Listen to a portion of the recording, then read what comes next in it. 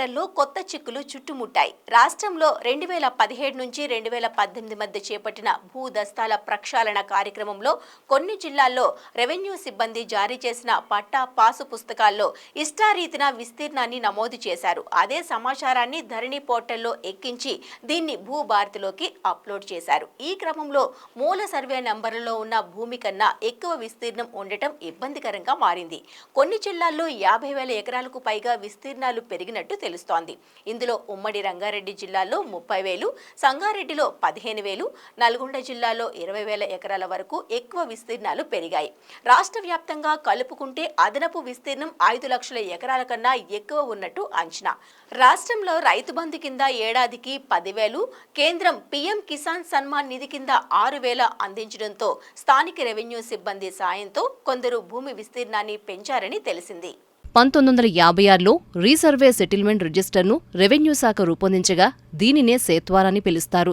అంతకుముందు క్షేత్రస్థాయిలో నిర్వహించిన సర్వే ప్రకారం ప్రతి సర్వే నెంబర్లో ఎంత విస్తీర్ణముందో గుర్తించి సేత్వార్లో నమోదు చేశారు. అంటే ఒక సర్వే నెంబర్లో ఎంత విస్తీర్ణముందో సేత్వార్ వెల్లడిస్తుంది.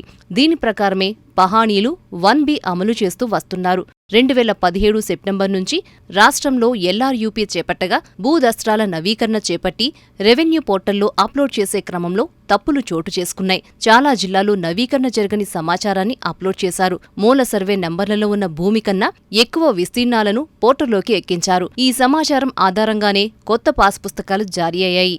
అదే సమాచారం 2020 నవంబర్ 2 నుంచి అమల్లోకి వచ్చిన ధరణి పోర్టల్లో నమోదు చేశారు.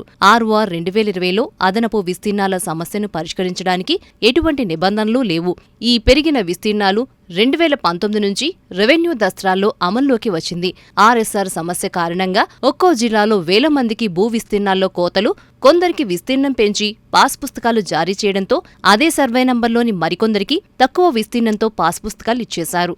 ఆర్ఓఆర్ 2025కు అనుగుణంగా కొత్త పోర్టల్ భూభారతిని అమలు చేసేందుకు ధరణి పోర్టల్లోని భూముల వివరాలను అప్లోడ్ చేస్తుండగా ఈ సందర్భంగా అదనపు విస్తీర్ణాలతో సమస్యలు వస్తున్నట్టు గుర్తిస్తున్నారు. ప్రతి జిల్లాలో క్షేత్రస్థాయిలో ఉన్న భూమిని పరిశీలించి దస్త్రాల్లో అదనంగా పెంచిన విస్తీర్ణం తొలగించాల్సి ఉండగా దీనిపై రెవెన్యూ శాఖ దృష్టి సారించింది.